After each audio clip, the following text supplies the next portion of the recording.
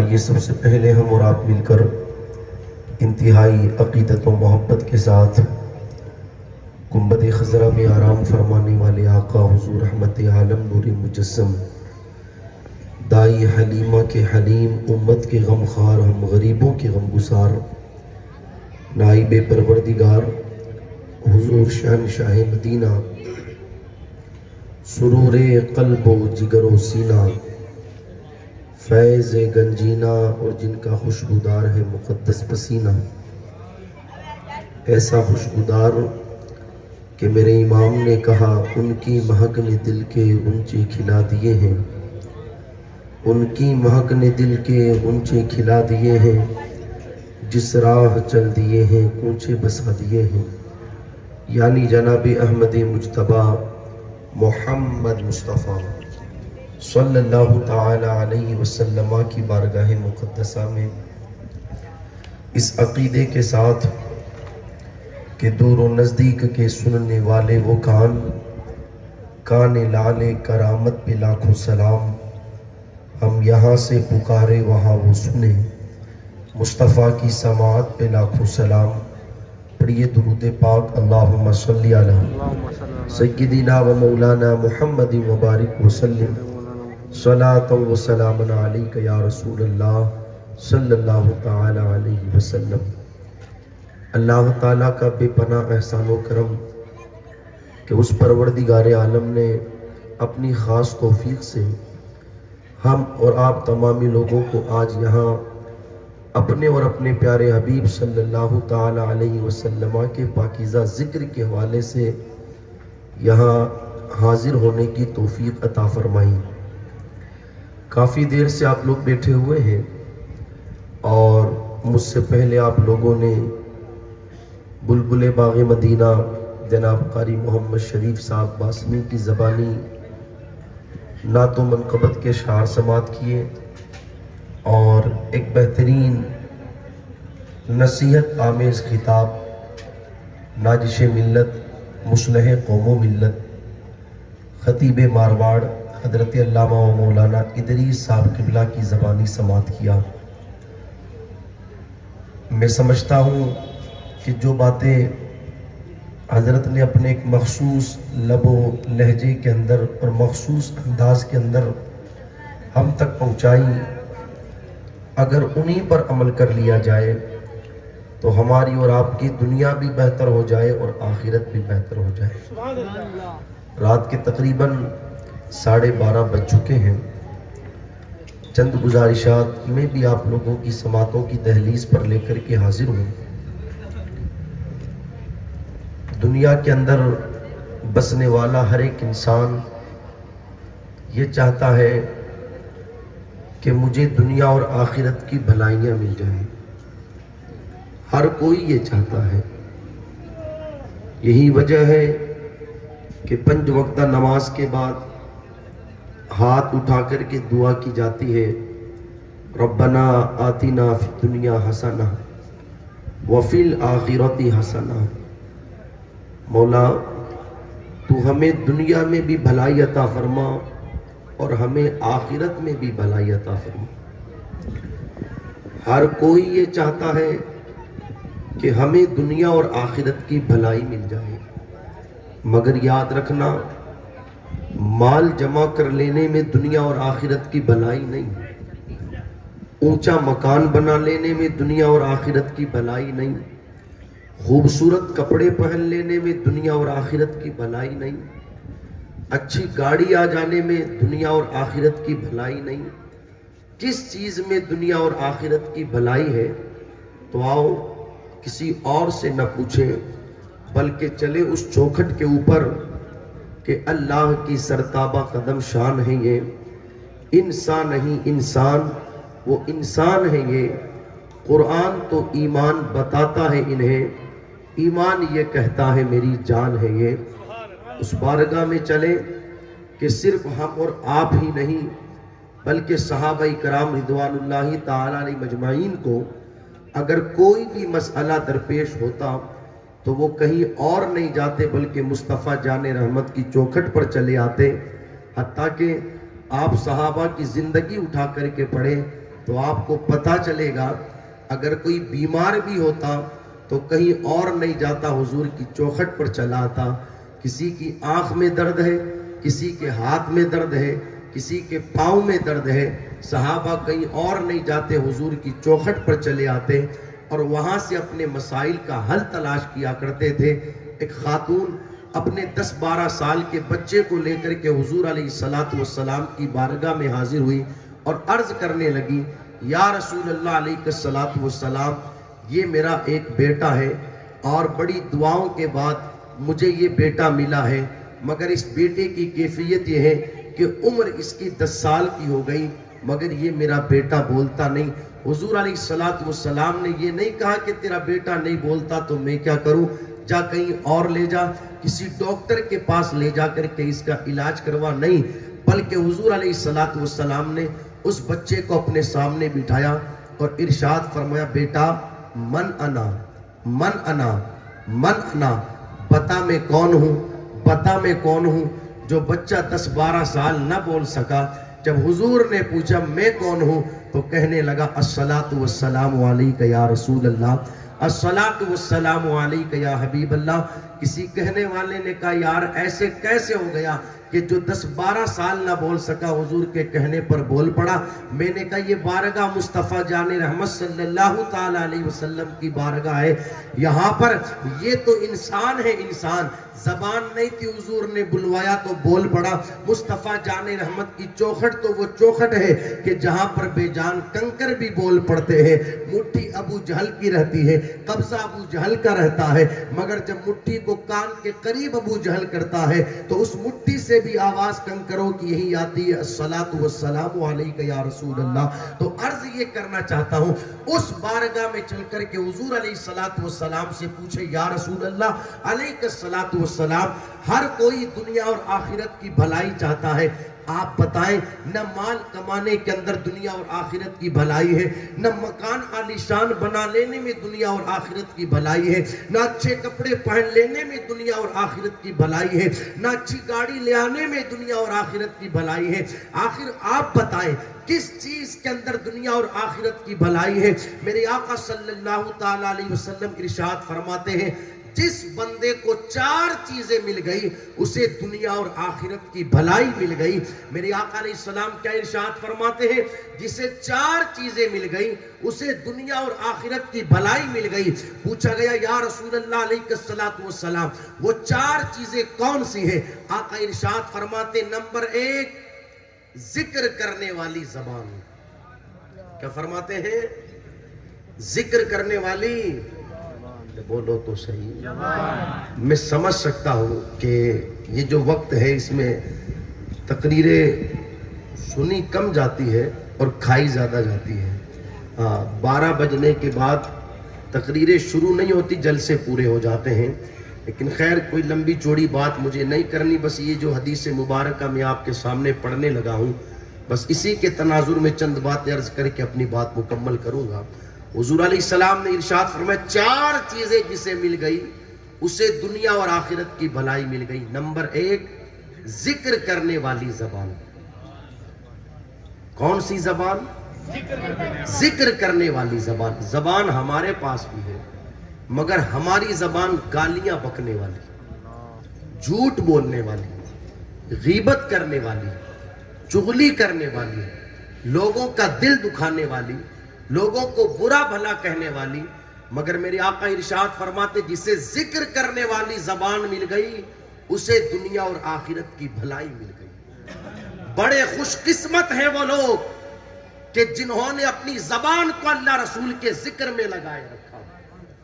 मेरे आका अलैहिस्सलातु वस्सलाम इरशाद फरमाते, जो जबान और जो बंदा अल्लाह का जिक्र करता रहता है, मेरे आका फरमाते हैं वो जिंदा है। और जो खुदा का जिक्र नहीं करता, अगरचे वो चलता फिरता हो, खाता पीता हो, मगर वो मुर्दा है।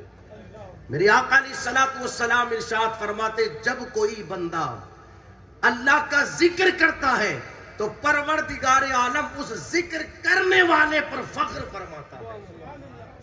खुदा का जिक्र करने वाले की बड़ी फजीलत मुस्तफ़ा जाने रहमत सल्लल्लाहु ताला अलैहि वसल्लम ने बयान फरमाई ये अल्लाह ने हमें जो ज़बान अता फरमाई है, ये अल्लाह की बहुत बड़ी नेमत है।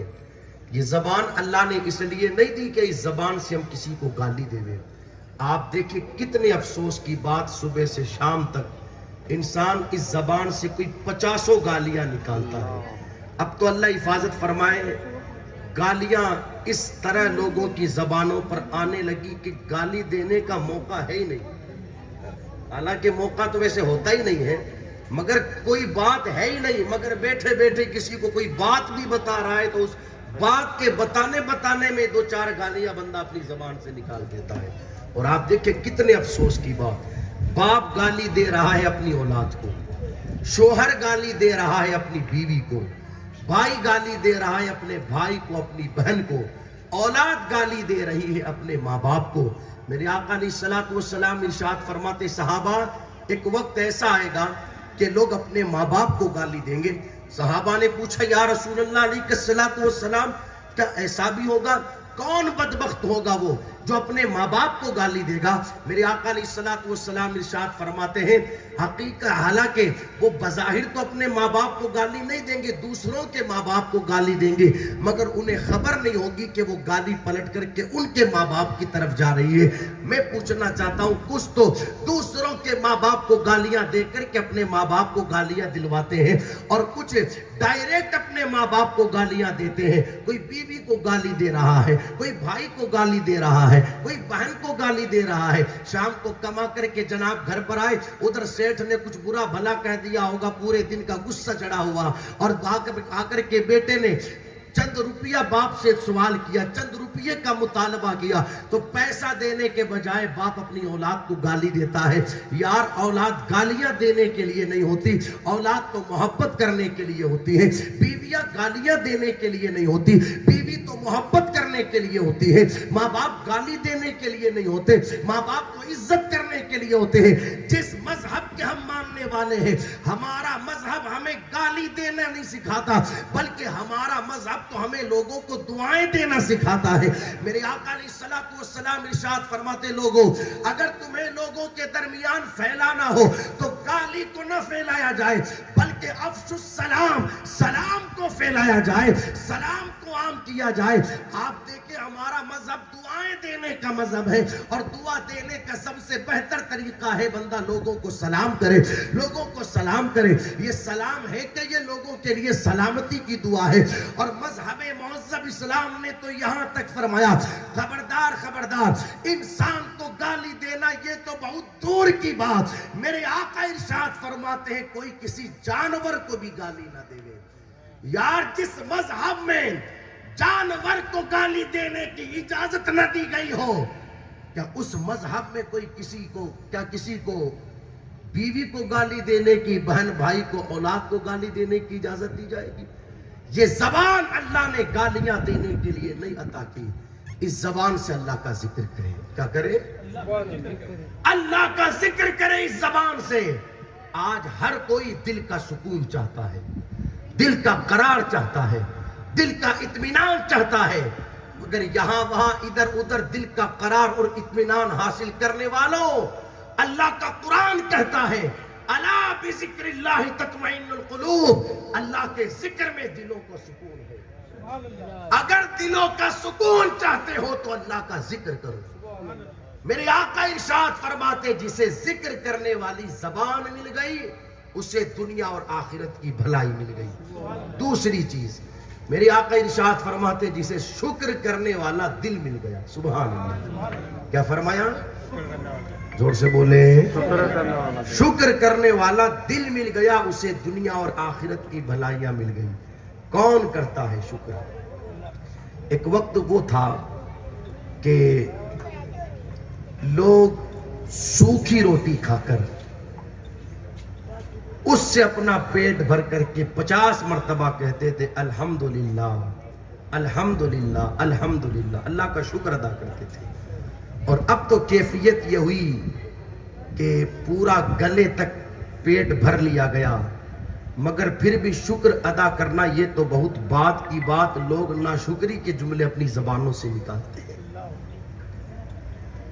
जबकि होना ये चाहिए कि बंदा अल्लाह की दी हुई नेमतों पर अल्लाह का शुक्र अदा करे। किसी हाल में रहे, किसी हाल में अल्लाह का शुक्र अदा करे। सरकार गौसे आजम रज़ी अल्लाह ताला अन्हु दरसगाह में बैठे हैं, सामने शागिर्द हैं। किसी ने आकर के खबर दी, सरकार वो जो आपका सामान आने वाला था समंदरी जहाज के जरिए, खबर मिली है कि जहाज डूब गया और सामान भी सारा बर्बाद हो गया। गौस पाक कहते हैं अल्हम्दुलिल्लाह। क्या कहते हैं? अल्हम्दुलिल्लाह।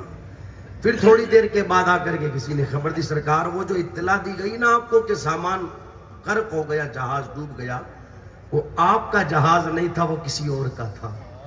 आपका सामान तो सलामती के साथ किनारे लग गया है। गौस पाक कहते हैं अल्हम्दुलिल्लाह।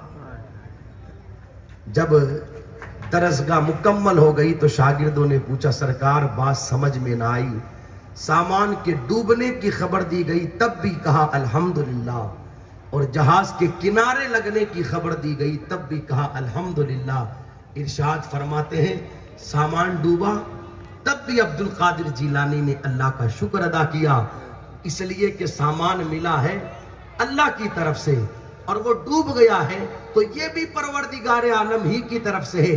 फिर मुझे खबर दी गई कि सामान किनारे लग गया तो ये भी रब तबारक व ताला ही की तरफ से है। इंसान की जिम्मेदारी बनती है कि वो किसी भी हाल में रहे अल्लाह का शुक्र अदा करता रहे। क्या करता रहे? फरमाया गया जिसे शुक्र करने वाला दिल मिल गया उसे दुनिया और आखिरत की भलाई मिल गई। तीसरी चीज फरमाते जिसे मुसीबतों पर सब्र करने वाला बदन मिल गया, मुसीबतों में सब्र करने वाला बदन मिल गया, उसे दुनिया और आखिरत की भलाई मिल गई। देखिए मुसीबतें आती हैं अल्लाह की तरफ से, हम मुसलमान हैं, हमारा ईमान है, बीमारी आई है अल्लाह की तरफ से, तंदुरुस्ती मिली है अल्लाह की तरफ से, मालदारी है अल्लाह की तरफ से, गरीबी है अल्लाह की तरफ से, औलाद पैदा हुई रब का करम है, औलाद चली गई ये भी रब तबारक व ताला ही की तरफ से है। इंसान को अगर कोई मुसीबत पहुंचे फरमाया गया इंसान सब्र करे, और सब्र करने वालों के दर्जे मुस्तफ़ा जाने रहमत सल्लल्लाहु ताला अलैहि वसल्लम ने बड़े बुलंद फरमाए हैं। अल्लाह का कुरान खुद कहता है जब कोई बंदा अल्लाह की तरफ से आई हुई आजमाइशों पर सब्र करता है वबश्शिरी साबिरीन, अल्लाह इरशाद फरमाता है फिर उन सब्र करने वालों के लिए खुशखबरी है, उन सब्र करने वालों के लिए बशारत है। मेरे आका इरशाद फरमाते जो बंदा मुसीबतों पर सब्र करता है परवरदिगार आलम उसे सब्र के बदले में जन्नत का अजर फरमाता है। इरशाद फरमाया जिसे मुसीबतों में सब्र करने वाला बदन मिल गया उसे दुनिया और आखिरत की भलाई मिल गई। हम और आप क्या सब्र करेंगे? सब्र करने वालों ने सब्र किया, सब्र करने वालों ने, और याद रखना सब्र पहली ही मर्तबा होता है। किसी को कोई मुसीबत पहुंची पहले तो खूब कोस लिया और जितनी नाशुक्री करनी थी कर ली, जितने बुरे जुमले जबान से निकालने थे माज़अल्लाह निकाल लिए, और फिर आखिर में कहते अब सब्र ही है, अब कोई सब्र फायदा नहीं देगा तुझे, सब्र पहली ही मर्तबा होता है। हम और आप क्या सब्र करेंगे? मुकाशिफतुल कुलूब में इमाम गजाली रहमतुल्लाह अलैह तहरीर फरमाते हैं इस रिवायत को, आपने नाम सुना होगा हजरत आसिया रज़ी अल्लाह ताला अन्हा का, अल्लाह की नेक बंदी, फिरौन की बीवी। जब फिरौन को पता चला ना कि आसिया हजरत मूसा अलैहिस्सलातु वस्सलाम पर ईमान लेकर के आ गई है तो उसने कहा छोड़ दे मूसा का कलमा, इनकार कर दे इन पर ईमान लाने के हवाले से। हजरत आसिया रज़ी अल्लाह ताला अन्हा कहती है जब कलमा पढ़ लिया है उसे ना आज छोड़ा जाएगा ना कल छोड़ा जाएगा। बड़ी तकलीफें देता था फिरौन हजरत आसिया रज़ी अल्लाह ताला अन्हा को, हत्ता के जब वो कहता रहा कि इस कलमे को छोड़ दे, इस कलमे को छोड़ दे, और आप इनकार करती रही तो उसने तकलीफें देने की हद कर दी। 4 कीले मंगाई, कीले और मंगा करके आपके दोनों हाथों के अंदर और दोनों पांव के अंदर गाड़ी और आपके सीने के ऊपर खट्टी के पाट रख दिए और कहा अब भी तेरे पास मौका है, तू मूसा का कलमा पढ़ना छोड़ दे। मगर सुभान अल्लाह, क्या जज्बा ईमानी था हजरत आसिया रज़ी अल्लाह ताला अन्हा का। आज तो कंडीशन ये है कि अगर किसी को अल्लाह अकबर जरा सी कोई परेशानी आ गई, जरा सी कोई मुसीबत आ गई, जरा सी कोई बीमारी आ गई, 2-4 डॉक्टरों के पास जाकर के इलाज करवाया गया और इलाज ना हुआ, किसी ने मशवरा दे दिया, अरे फला के फला गैरों की इबादत गाह पर चले जाओ, वहां पर तुम्हारा इलाज हो जाएगा। तो माज़अल्लाह सदबार माज़अल्लाह, औरतें और मर्द अपने उस मरीज को लेकर के गैरों की इबादत गाहों पर पहुंच जाते हैं और वहां पर जाकर के फेरे काटते हैं। क्या आपने नहीं देखा कि जिन लोगों को लकवों का मर्ज पड़ जाता है, फिर मर्द और औरतें उसको लेकर के माज़अल्लाह कहां कहां नहीं पहुंचते हैं। ये सारी कैफियतें, जरा सी परेशानी आई, जरा सी मुसीबत आई, जरा सी तकलीफ आई, इंसान अल्लाहू अकबर अपने ईमान का सौदा कर लेता है, अपने अकीदे का सौदा कर लेता है। मगर याद रखे, हम मुसलमान हैं, हमारा ये अकीदा होना चाहिए कि बीमारी देने वाली जात भी अल्लाह की है और उस बीमारी के बाद शिफा देने वाली जात भी अल्लाह की है।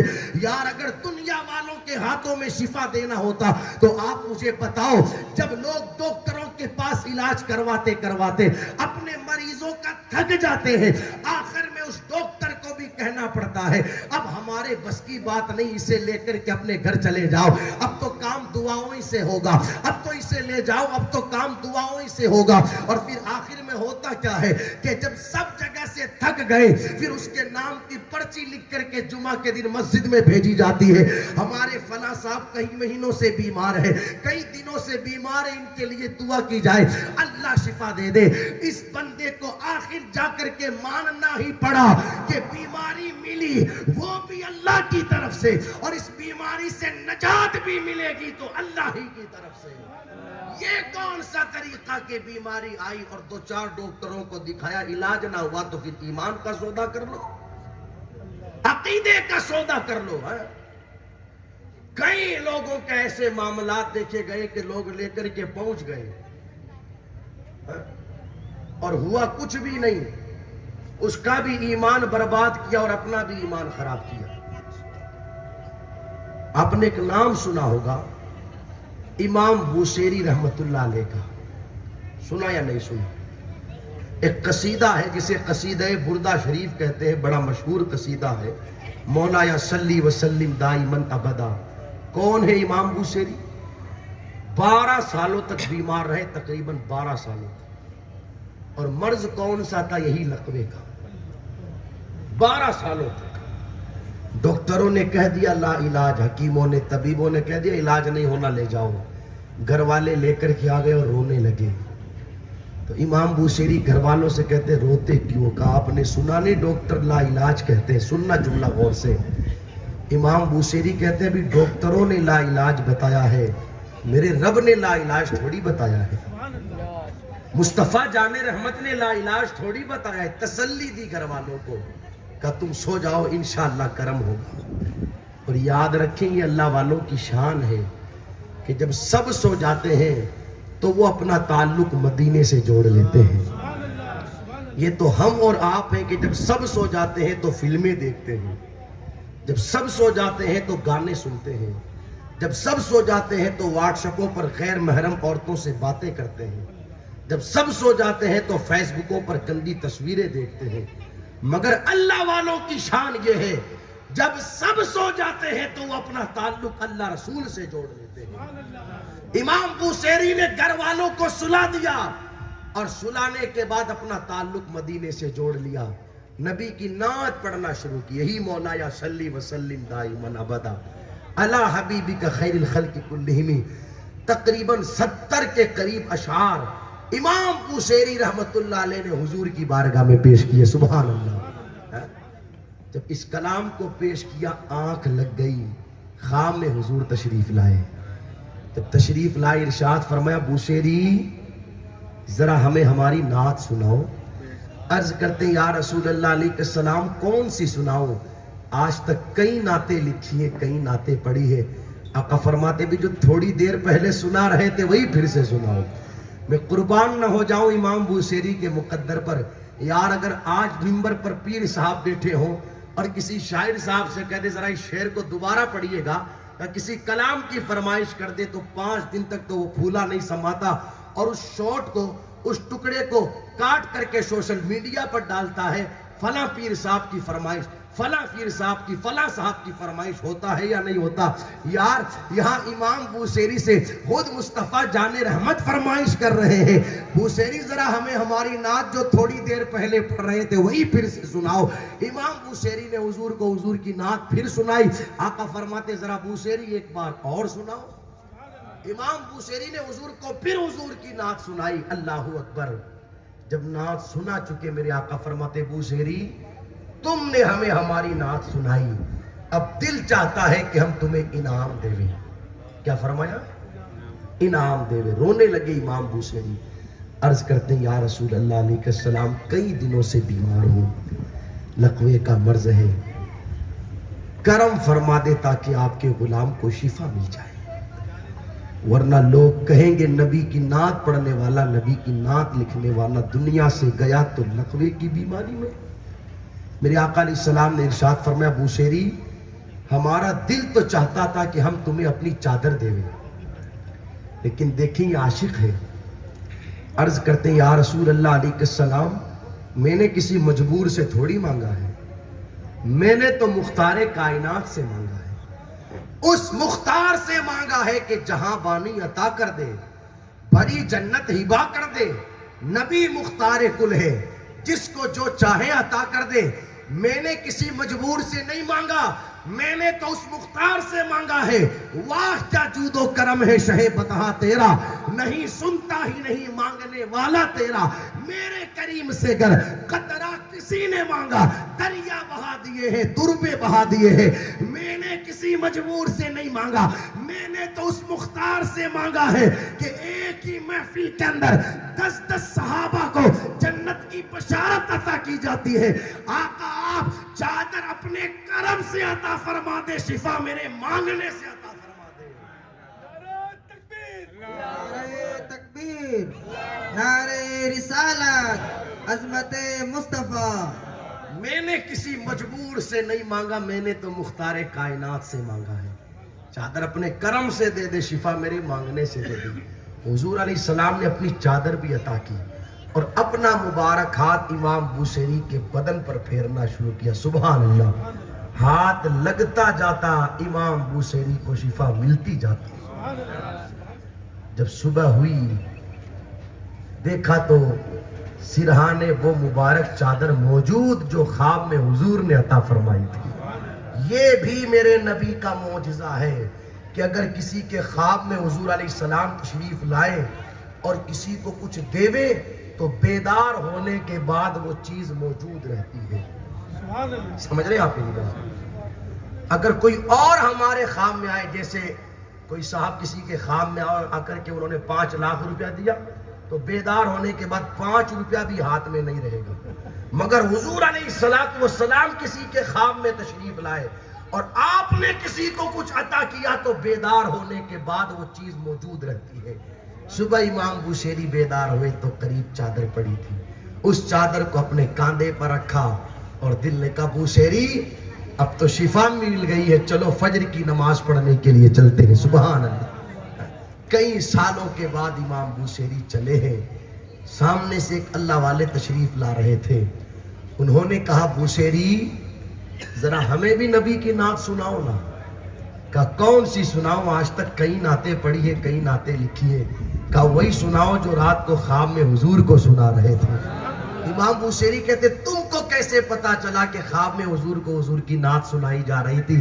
कहते जब तुम नात सुना रहे थे तो सिर्फ हुजूर अलैहिस्सलातु वस्सलाम ही नहीं सुन रहे थे, सारे सहाबा भी सुन रहे थे, अल्लाह के सारे वली भी सुन रहे थे। अर्ज ये करना चाहता हूं, अगर किसी को कोई बीमारी मिली है तो खुदारा खबरदार खबरदार कहीं इधर उधर जाकर के अपने ईमान को बर्बाद ना करे, अपने अकीदे को खराब ना करे, बल्कि अपना तवक्कुल अल्लाह रसूल की जात पर रखे। शिफा मिली है तो अल्लाह, अगर बीमारी मिली है तो अल्लाह की तरफ से, और इस बीमारी के बाद अगर मुझे शिफा भी मिलेगी तो कहीं और से नहीं मिलेगी, अल्लाह की बारगाह से मिलेगी। मुसीबतों पर सब्र करने वाला बदन अगर किसी को मिल गया तो समझ ले कि उसे दुनिया और आखिरत की भलाई मिल गई। तो बात पूरी कर लूं, हजरत आसिया रज़ी अल्लाह ताला अन्हा हाथों के अंदर और पांव के अंदर कीले ठोक दी गई और सीने पर घट्टी के पाट रख दिए गए और कहा, आसिया मूसा का कलमा पढ़ना छोड़ दे। हजरत आसिया फिरौन से कहती है, तेरा कब्जा मेरे बदन पर है ना, तो जो चाहे वो कर ले, मगर मेरे दिल पर कब्जा मेरे रब का है। सुभान अल्लाह, तू मेरे दिल से ईमान नहीं निकाल सकता। उधर से हजरत मूसा अलैहिस्सलातु वस्सलाम का गुजर हुआ। जब ये मंजर देखा ना तो इरशाद फरमाया, आसिया तूने वो काम किया है कि तुझसे तेरा रब राजी हो गया है। मांग खुदा की बारगाह में, तू क्या मांगती है तुझे अता किया जाएगा। हजरत आसिया रज़ी अल्लाह ताला अन्हा अर्ज करती है, मौला करीम तेरी रहमतों का सदका तू मुझे जन्नत में महल अता कर दे। परवरदिगार आलम ने हजरत आसिया को जन्नत में महल अता कर दिया और उसी तकलीफ के आलम में हजरत आसिया ने जमीन पर रहते रहते जन्नत में अपने महल का नजारा कर लिया। मुसीबतों पर सब्र करने वाला बदन अगर किसी को मिल गया, आप देखें ना यार, सिर्फ हम करबला करबला करबला करबला करते, करबला है क्या? मुकम्मल सब्र का नाम करबला है। एक नहीं, दो नहीं, 10 नहीं, 5 नहीं, 20 नहीं, 72 लाशें खेमे के बाहर, अगर फिर भी सब्र का दामन हाथ से जाने न दिया। अब अगर किसी घर में एक इंतकाल हो जाए तो कई बार तो खवातीन ऐसे ऐसे जुमले अपनी जबान से निकाल देती है कि ईमान तक नहीं बचता, ऐसे रोती है। यानी अगर किसी जवान का इंतकाल हो गया तो औरतें इस तरह रोती है, इस तरह जबान से जुमले निकालती है कि माज़ल्ला सदबार माज़ल्ला, अल्लाह तूने इन छोटे छोटे बच्चों की तरफ भी नहीं देखा। खुदा की जात पर एतराज, क्या मेरा ही बेटा मिला था, क्या मेरा ही भाई मिला था, क्या मेरा ही शोहर मिला था? ये वो जुमले हैं जो खुदा की जात पर एतराज करते हैं, और इन जुमलों की बुनियाद पर बंदे को पता भी नहीं चल पाता, उसके सीने से उसका ईमान चला जाता है। रब की अमानत है, रब ने ले ली। अब इसमें बेसब्री करना और नाशुक्री के और कुफरी जुमले अपनी जबान से निकालना, ये कौन सा तरीका है? मुसीबतों पर सब्र करे, सब्र। चौथी चीज और आखिरी चीज, 3 चीजें हो गई, जिक्र करने वाली जबान, शुक्र करने वाला दिल, मुसीबतों पर सब्र करने वाला बदन, और चौथी चीज मेरे आका फरमाते नेक बीवी। क्या फरमाते हैं? नेक बीवी। ये 4 चीजें किसी को मिल गई तो समझ ले कि दुनिया और आखिरत की भलाई मिल गई। नेक बीवी का मिल जाना अल्लाह की बहुत बड़ी नेमत है। शोहर के लिए नेक बीवी बहुत बड़ी नेमत, और बीवी के लिए नेक शोहर बहुत बड़ी नेमत है। लेकिन अब तो कंडीशन यह है कि नेकों को तो पसंद ही नहीं किया जाता। अगर किसी की मंगनी हो गई है तो पहले ये पूछा जाता है, लड़का दाढ़ी वाला तो नहीं, कुर्ता पजामा तो नहीं पहनता, वह मामा शरीफ तो नहीं लगाता। कई मंगनियां इस चक्कर में टूट गई, या तो दाढ़ी रख या फिर मंगनी रख, या तो कुर्ता पजामा पहन या फिर मंगनी रख। अगर दाढ़ी वाला रहेगा तो मंगनी तोड़ दी जाएगी। टूट गई कई मंगनियां। यानी चोरियां करने वाला हो ये तो गवारा है, डकैती डालने वाला हो ये तो गवारा है, रातों को 2-2, 3-3 बजे तक आवारा गर्दी करने वाला हो ये तो गवारा है, नशेड़ी हो, जुआरी हो ये तो गवारा है, मगर हुजूर की सुन्नतों पर अमल करने वाला हो माज़अल्लाह, सदबार माज़अल्लाह, ये पसंद नहीं। याद रखना, हुजूर अलैहिस्सलातु वस्सलाम की सुन्नतों पर अमल करने वाला शोहर जितनी खुशियां अपनी बीवी को दे सकता है, बड़ी जिम्मेदारी से कह सकता हो, उतनी खुशियां कोई आवारा नहीं दे सकता किसी बीवी को। हुजूर अलैहिस्सलातु वस्सलाम की सुन्नतों पर अमल करने वाला जितनी मोहब्बत बीवी से करता है, उतनी मोहब्बत कोई और नहीं कर सकता। मेरे आका इरशाद फरमाते, जिसे नेक बीवी मिल गई यूं समझ ले कि उसे दुनिया और आखिरत की भलाई। देखो, बीवी के लिए शोहर का नेक होना और शोहर के लिए बीवी का नेक होना, यह अल्लाह की बहुत बड़ी नेमत। जिंदगी सुकून से उसी वक्त गुजरेगी जब दोनों एक दूसरे के हुकूक का ख्याल रखें। कुरान और हदीस के अंदर अल्लाह और उसके प्यारे रसूल सल्लल्लाहु ताला अलैहि वसल्लम ने नेक बीवी की कई सारी सिफतें बयान की है कि जो नेक बीवी होगी उसमें ये सिफतें होगी। उन सिफतों में से एक सिफत मेरे आका अलैहिस्सलातु वस्सलाम ने ये बयान फरमाई, नेक बीवी की सिफत यह है वो अल्लाह रसूल की भी फरमा बरदार होती है, अपने शोहर की भी फरमा बरदार होती है। समझ में आ रही है मेरी बात? नेक बीवी की एक सिफत यह है वो अल्लाह रसूल की भी फरमा बरदार होती है और अपने शोहर की भी फरमा बरदार होती है। मगर अब तो कंडीशन यह है, अल्लाह रसूल की फरमा बरदारी भी नहीं और शोहर की फरमा बरदारी भी नहीं। कौम की बेटी को ये तो फिक्र है कि सीरियल की किस्त न छूट जाए, मगर इस बात की जर्रा बराबर भी फिक्र नहीं कि रब के सजदे छूट रहे हैं। इस बात की तो फिक्र है कि सीरियल न चला जाए, मगर इस बात की जर्रा बराबर भी फिक्र नहीं कि मेरे घर के अंदर 10 अफराद रहते हैं और 10 के 10 ही बेनमाजी हैं। नेक बीवी की मेरे आका अलैहिस्सलाम ने सिफत बयान फरमाई, वो अल्लाह रसूल की भी फरमा बरदार और अपने शोहर की भी फरमा बरदार। और बीवियां नेक बनती कैसे हैं? जब उनकी निगाहों के सामने सहाबियात का किरदार हो, जब उनके सामने खातूने जन्नत सैयदा फातिमतुज़ ज़हरा रज़ी अल्लाह ताला अन्हा का किरदार हो, जब उनके सामने माँ आयशा सिद्दीक़ा और माँ खदीजतुल कुबरा रज़ी अल्लाह ताला अन्हुमा का किरदार हो, तब वो अपने आप को नेक बनाने की कोशिश करेगी ना। मगर जिनके सामने सीरियल हो, जिनके सामने फिल्में हो, खुदारा वो तो अपने आप को उन जैसा बनाने की कोशिश करेगी। जैसा भी हजरत अर्ज कर रहे थे, ये मेकअप की लानतें या ये घूमना फिरना, खेल कूद, मौज मस्ती, ये सारी चीजें कहाँ से सीखी जा रही है? इन्हीं सीरियलों से। आपने देखा होगा, मुझे जोधपुर के हालात पता नहीं, मैं तो पूरे राजस्थान को निगाहों के सामने रख करके बात करूं। पहले जो बान बिटते थे ना शादियों के मौकों पर, उन बानों की कैफियत ये थी कि थोड़ी सी हल्दी लाई जाती, उसमें पानी डाला जाता, उसको गीला करने के बाद मोहल्ले की चंद औरतें आती, बच्ची को एक जगह बिठा करके उसके पाँव पर, उसके हाथों पर मेहंदी वो हल्दी लगा दी जाती। इस तरीके से बान बिटते थे, ये कैफियत। और आज कंडीशन क्या है? ये सिस्टम तो खत्म कर दिया गया।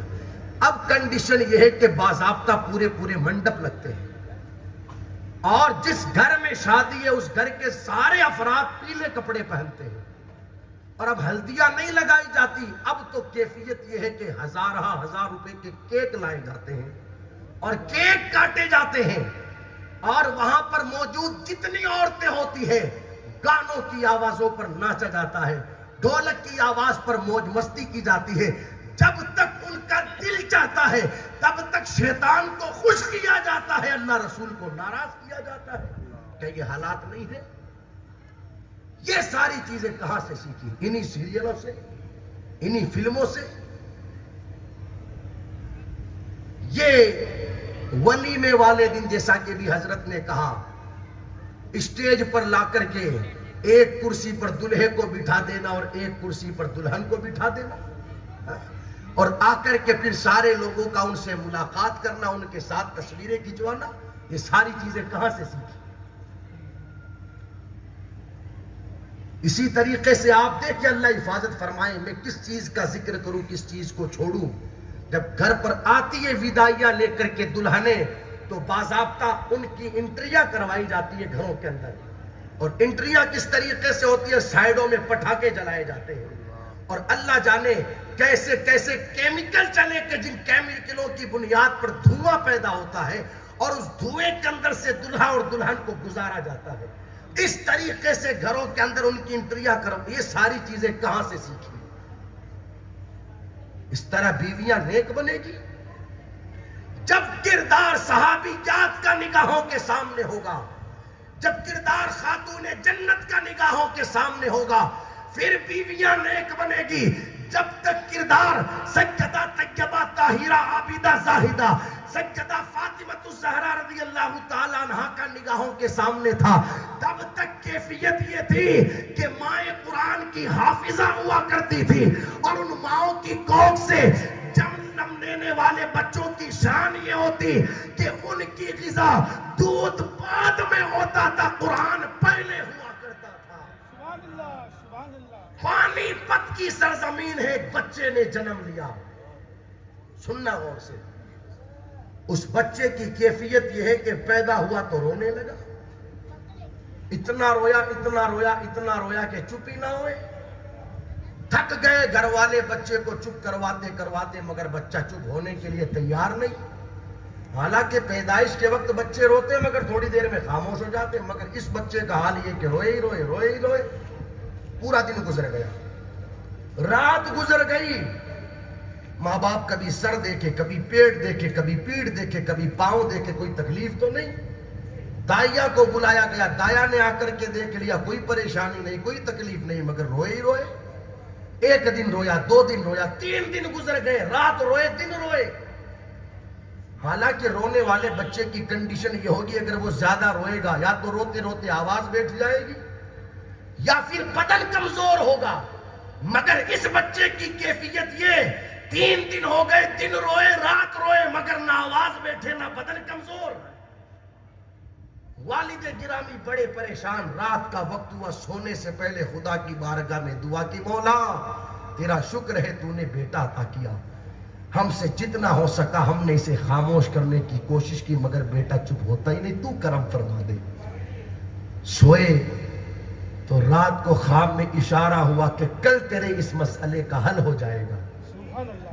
सुबह को बेदार हुए, इंतजार कर रहे थे कोई मसले का हल निकल करके सामने आए। दरवाजे से बाहर निकले, देखा एक चमड़े की खाल की चादर ओढ़े हुए बुजुर्ग तशरीफ फरमा है।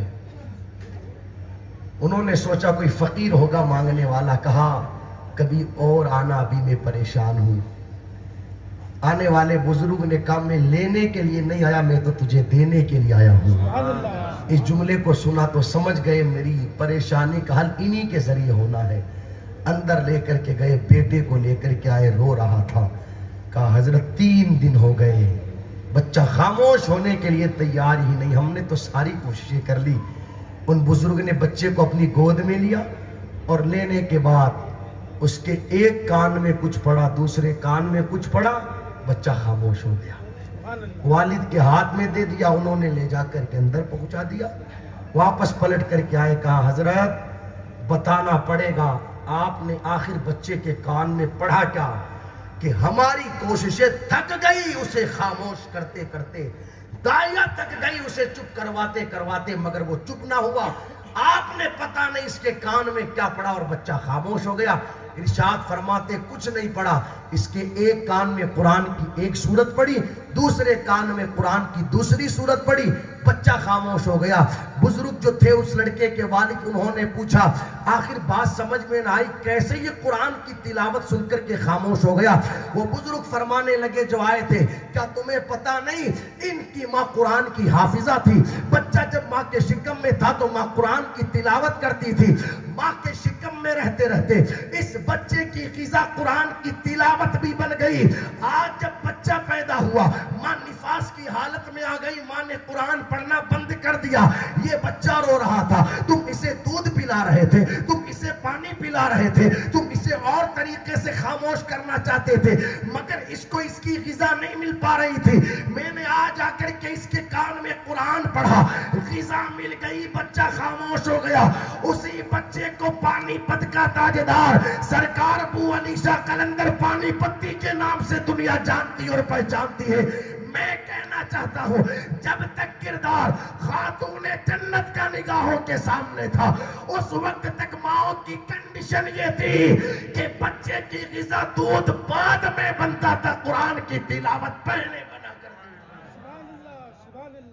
ये कैफियत थी माओ की, ये थी नेक औरतें। जिम्मेदारी बनती है हमारी ख़वातीन की, खुदारा अपनी निगाहों के सामने सहाबियात का किरदार रखे। खातूने जन्नत सैयदा फातिमा ज़हरा रज़ी अल्लाह ताला अन्हा की जिंदगी रखे। एक एक हदीस मुबारक सुन ले, बस बात पूरी है। देखो, निकाह के बाद मियाँ बीवी की कुछ जिम्मेदारियां होती है। ये नहीं कि शादी के बाद दूसरे दिन कमर पर हाथ लगा करके बंदा ये सोचे हो गया फ्री है, वो कहते हैं ना हो गए फ्री। शादी के बाद फ्री नहीं होता, जिम्मेदारियां बढ़ जाती है, जिम्मेदारियां बढ़ जाती है। और अगर उन जिम्मेदारियों को समझ करके वो जिंदगी गुजारे तो फिर झगड़े नहीं होंगे, फिर इख्तलाफात नहीं होंगे। मेरे आका अलैहिस्सलातु वस्सलाम इरशाद फरमाते, शोहर की जिम्मेदारी निकाह के बाद सबसे पहली ये है, बीवी का महर देवे। क्या देवे? जोर से बोले, महर देवे। ये बीवी का हक है और वो इस पैसे के जरिए जो चाहे वो करे। हाँ, अपने लिए कपड़ा लाए, मिठाई लाए, चप्पल लाए, चूड़ी लाए, ये उसका पैसा है। पहली जिम्मेदारी शोहर की यह है कि बीवी का महर देवे। हदीस मुबारका की रोशनी में अर्ज करूं, मेरे आका इरशाद फरमाते, शोहर की जिम्मेदारी यह है बीवी को खाने के लिए रोटी देवे, पहनने के लिए कपड़ा देवे, रहने के लिए मकान देवे। अगर कभी कभार उसकी तबीयत खराब हो जाए तो उसका इलाज करवाए। ये नहीं कि बीमार हुई तो कैसे होता है। शोहर सोचता है मैं तो बीमार हो जाऊं ये तो चलेगा, मगर बीवी बीमार नहीं होनी चाहिए। और किसी दिन अगर बेचारी बीमार हो गई तो फिर गालियां दी जाती है, बुरा भला कहा जाता है। ऐसा नहीं होना चाहिए। इस तरीके से हम इंसान है, वो भी इंसान है। बीमार हो गई तो गालियां न दी जाए, बुरा भला ना कहा जाए, बल्कि उसका इलाज करवाया जाए। समझ रहे आप मेरी बात? हाँ, उसका इलाज करवाया जाए। बल्कि मेरे आका अलैहिस्सलातु वस्सलाम के प्यारे दीवानों, मैंने तो शादियों की कई महफिलों के अंदर लोगों को मशवरा दिया, खुदारा हर शोहर की जिम्मेदारी बनती है कि अपनी बीवी से टूट करके मोहब्बत करे। इतनी मोहब्बत करे, इतनी मोहब्बत करे कि बीवी का ख्याल किसी और की तरफ जाने ही ना दे। समझ में आ रही है मेरी बात? हाँ, ये शोहरों की जिम्मेदारी है। रात अल्लाह ने हमें जो ये अता फरमाई है, इसलिए नहीं कि हम रात को 12-12, 1-1 बजे तक चौराहों पर बैठे रहें, ये दुकानों के बाहर बैठे रहें, मोबाइल चलाते रहें और बेचारी बीवियां घरों पर इंतजार करती रहे। अब जनाब रात को 1 बजे 2 बजे दोस्तों की महफिलों से उठ करके घर पहुंचे, तब तक बेचारी सो गई। अब जो रात को 1-2 बजे सोएगा वो कहाँ जल्दी उठेगा? मगर उस बीवी को तो जल्दी उठना है ना, इसलिए कि बच्चों के स्कूल का टिफिन भी तैयार करना है, नाश्ता भी तैयार करना है, और भी कई सारे मामलात है उसके। तो अब वो बेचारी जल्दी उठी है जनाब, उठे 8-9 बजे, फिर वही इनका तो काम पर जाने का टाइम हो गया। यानी लोगों के पास अपनी बीवियों को देने के लिए वक्त भी नहीं, जबकि होना यह चाहिए कि शौहर अपनी बीवी को, अपने बच्चों को वक्त देवे। शाम को जब कमा करके घर आ जाए तो थोड़ी देर अपने माँ बाप के पास बैठे, थोड़ी देर बीवी बच्चों के पास बैठे। वो भी इंतजार करते हैं, यार किसी दिन हमारा बाप हमारे साथ बैठ करके खाना खाएगा। माँ बाप इंतजार करते हैं कि किसी दिन बेटा हमारे साथ बैठ करके खाना खाएगा। बच्चे इंतजार करते हैं कि हमारा बाप हमारे साथ बैठ करके खाना खाएगा। बीवी चाहती है कि किसी दिन शौहर मेरे साथ बैठ करके खाना खाएगा। मगर हम तो आए, आकर के हाथ मुंह धोया, खाना खाया और भाग गए बाहर। हमारी जिम्मेदारी बनती है कि बीवी बच्चों को भी वक्त देवे, उनके भी दिल का दर्द सुने, दिल का दुख सुने। आप देखें हुजूर अलैहिस्सलातु वस्सलाम की मुबारक जिंदगी, कि पैगंबर इस्लाम सल्लल्लाहु ताला अलैहि वसल्लम अपनी बीवियों से किस कदर मोहब्बत फरमाते।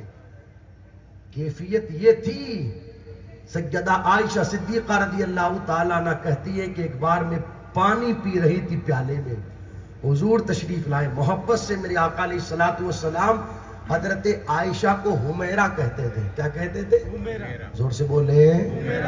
हुमैरा का माना होता है सुर्ख रंग वाली, हुमैरा कहते थे। तशरीफ लाए घर पर, देखा हजरत आयशा पानी पी रही है तो हुजूर ने इरशाद फरमाया, हुमैरा सारा पानी मत पीना, कुछ हमारे लिए भी बचा देना।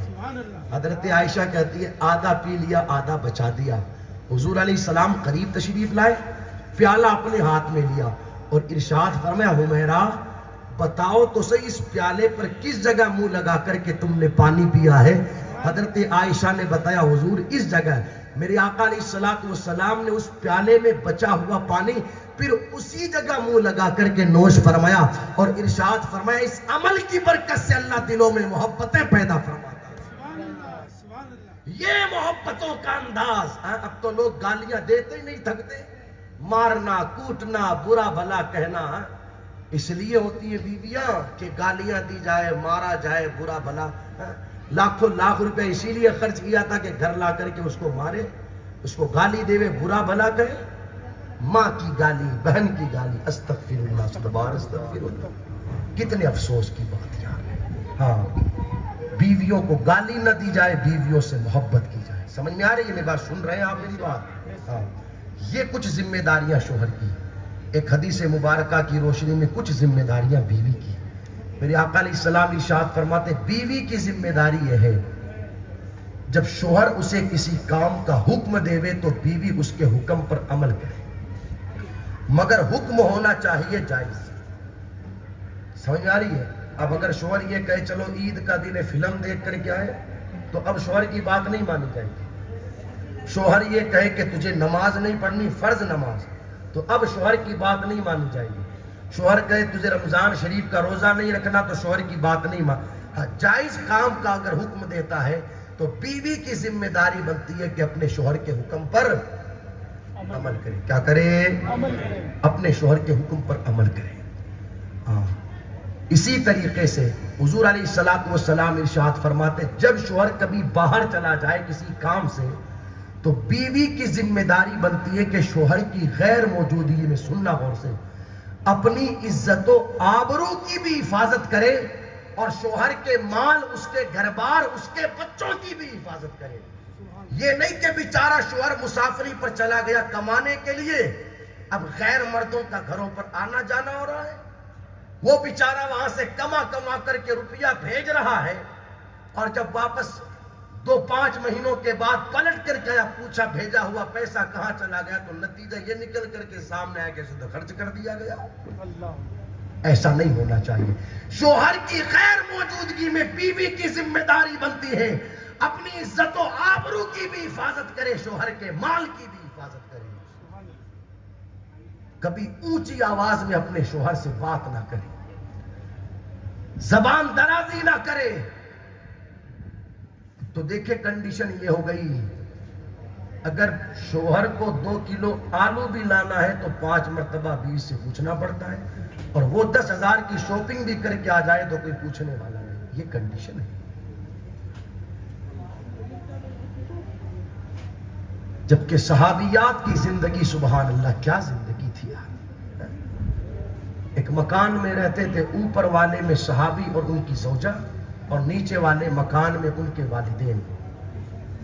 वालिद की तबीयत खराब हो गई, वो जो सहाबी थे वो किसी काम से बाहर चले गए, तो किसी ने जाकर के खबर दी बेटी को कि तुम्हारा बाप नीचे बीमार हो गया, कम से कम मिलने तो आ जाओ।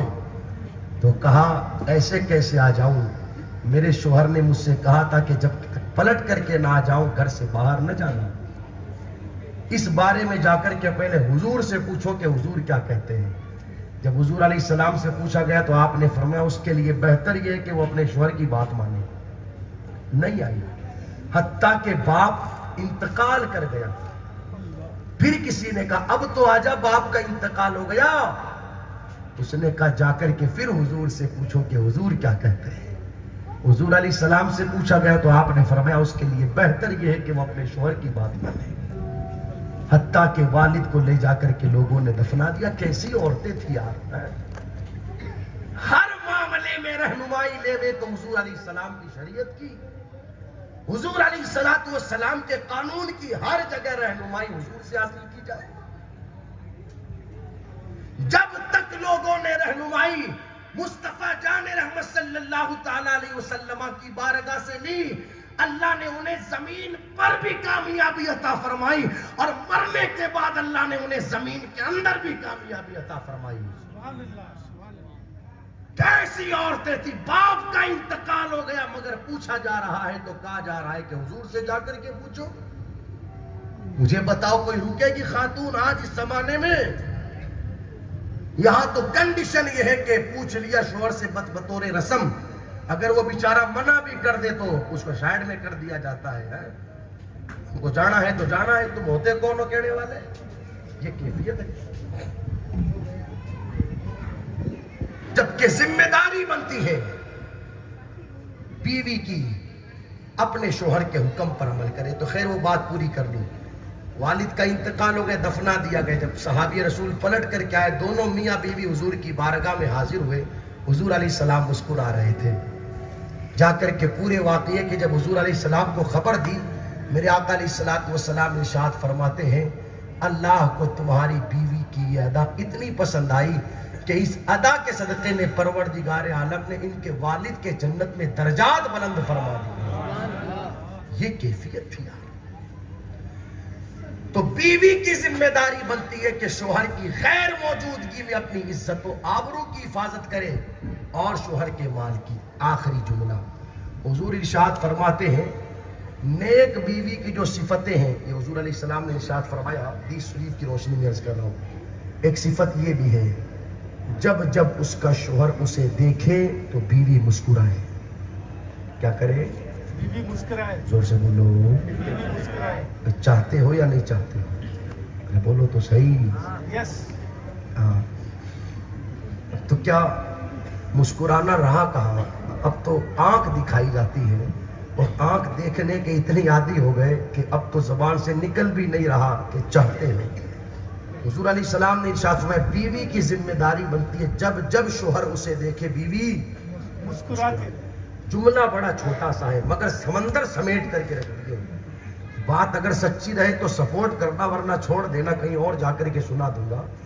बात सच्ची। शोहर सुबह कमाने के लिए गया, शाम को थका हारा आया। शाम को अगर बीवी मुस्कुरा करके अपने शोहर का इस्तेकबाल करे, ईमानदारी से बताना, क्या दिन भर की थकावट नहीं उतर जाएगी? बेशक उतर जाएगी। बोलो तो सही। उतर जाएगी ना। जुमला बड़ा छोटा है मगर समंदर समेट करके रख दिए। और यही शान है हुजूर अलैहिस्सलातु वस्सलाम की। जुमले मुख्तसर से है मगर हुजूर अलैहिस्सलातु वस्सलाम ने कई सारी किताबों का निचोड़ चंद जुमलों में बयान फरमा दिया। सुबह शोहर जाए कमाने के लिए, शाम को थका रहा है, बीवी मुस्कुरा करके इस्तेकबाल करे, थकावट उतर जाती है। मगर कौन मुस्कुरा करके इस्तेकबाल करे? यहाँ तो कंडीशन ये है, आने दो, पूरे दिन का चिट्ठा आते ही सुनाया जाता है। अभी बेचारे ने वो टिफिन भी नहीं रखा नीचे और बीवियां सुनाना शुरू करती है, पता नहीं मेरे बाप ने मुझे किसके पल्लू बांध दिया, किस घर में आ गई, मेरा तो जीना दोबर हो गया है। यहाँ पर तो कोई मेरा साथ देने वाला नहीं, न सास मेरे सपोर्ट में है, न ननद मेरे सपोर्ट में है। अब तो मैं इस घर में नहीं रह सकती। दो काम आपको करने हैं, या तो आप मुझे मेरे माँ के यहाँ छोड़ करके आ जाए, या फिर आप किराए का कोई मकान लेकर के रहने लग जाए। मैं इस घर में नहीं रह सकती। अब आप मुझे बताएं, वो सुबह कमाने गया था, शाम को थकार आया, सोचा यार घर जाता हूँ वहां सुकून मिलेगा। अब वहां पर भी उसको सुकून नहीं मिला। तो अब आप मुझे बताएं, बेचैनियां और बेकरारियां बढ़ेगी नहीं तो फिर क्या होगा? परेशानियां बढ़ेगी नहीं तो फिर और क्या होगा? फिर वो ट्रेनों के सामने कूद करके जान नहीं देंगे तो क्या करेंगे? फिर वो फांसी के फंदों पर लटक करके आत्महत्याएं नहीं करेंगे तो फिर क्या करेंगे? याद रखें, यही वजह है कि हुजूर अलैहिस्सलातु वस्सलाम इरशाद फरमाते हैं, जिसे नेक बीवी मिल गई उसे दुनिया और आखिरत की भलाई मिल गई। अक्सर मैंने अपने शहर के अंदर एक जुमला कहा, इंसान का पूरा मोहल्ला मुआफिक हो मगर उसकी बीवी उसके खिलाफ हो जाए, इंसान की जिंदगी सुकून से नहीं गुजर सकती। हालांकि पूरा मोहल्ला उसे सर पर बिठा करके घूम रहा है मगर बीवी उसके खिलाफ है, बंदा सुकून से नहीं रह सकता। मगर किसी बंदे के पूरा मोहल्ला खिलाफ हो गया मगर बीवी उसके साथ में, फिर भी बंदा जिंदगी सुकून से गुजार लेगा। बीवियों की जिम्मेदारी बनती है शोहर जब भी देखे शोहर से मुस्कुरा करके बात करे। बल्कि मैं तो अर्ज करूंगा क्या ही बेहतर हो सुभान अल्लाह कि जब शाम को शोहर के आने का वक्त हो, बीवियां अपने आप को 10-5 मिनट पहले तैयार कर ले, संवार ले, बना ले। और मसला भी है ये शरीयत का कि बीवी अगर बनना संवरना चाहती है तो अपने शोहर के लिए बन संवर सकती है। किसके लिए?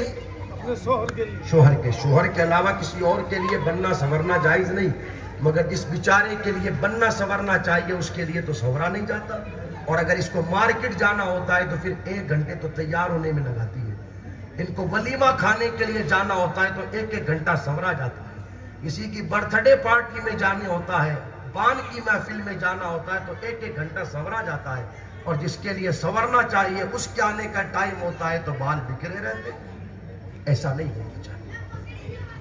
क्या ही बेहतर हो कि बीवियां शोहरों के आने से 10-5 मिनट पहले अपने आप को तैयार कर लें और जैसे ही शोहर घर में आए, इस गेट के दरवाजे पर नहीं, कमरे के दरवाजे पर अपने शोहर का इस्तेमाल करें। आए कहे अस्सलाम वालेकुम, शोहर को बैठने के लिए कुर्सी पेश करें, कहे सुबह गए थे आप, शाम को आए हो, थक गए होंगे, सर्दी का मौसम है तो मैंने आपके लिए पानी गर्म कर दिया, आप हाथ मुंह धो ले, गरम गरम खाना तैयार है, दस्तरखान लगा। दस्तरखान लग गया, खाना भी लग गया। शोहर से कहे इजाजत हो तो चाय बना दूं, और गर्मी का मौसम है तो कह दे इजाजत हो तो सिकंजी बना दूं, शरबत बना दूं। खैर ये भी पी लिया गया। सोने का वक्त आया तो बीवी अपने शोहर से कहे आप कितनी मेहनतें करते हमारे लिए, हम तो गर्मी की चिलचिलाती धूप में, कूलर में, एसी में, पंखों में सो रहे होते हैं मगर आप चिलचिलाती धूप में हमारे लिए अपने बदन को जला रहे होते, इधर उधर मेहनतें कर रहे होते, आप हमारे लिए कितनी दौड़ भाग करते हैं। आप इजाजत दो तो आपके हाथ दबा दो, आपके पांव दबा दो, आपके सर में मालिश कर दो। ईमानदारी से आप मुझे बताना, अगर एक औरत का ये किरदार अपने शोहर के साथ होगा फिर घर में झगड़े होंगे? कभी नहीं। घर में इख्तलाफात होंगे? नहीं। क्या पंचायतें बिठानी पड़ेगी? नहीं। बिरादरियां इकट्ठी करनी पड़ेगी? कोर्ट कचहरियों के चक्कर काटने पड़ेंगे? नहीं। नतीजा क्या निकलेगा? जब दूसरे दिन शोहर कमा करके आएगा तो फिर रास्ते में ये सोचते हुए आएगा यार मेरी बीवी मुझसे कितनी मोहब्बत करती है, मैं घर जा रहा हूं तो मेरी भी जिम्मेदारी बनती है कि खाली हाथ न जाऊं, बीवी के लिए कोई ना कोई तोहफा लेकर के जाऊं। ये होगा।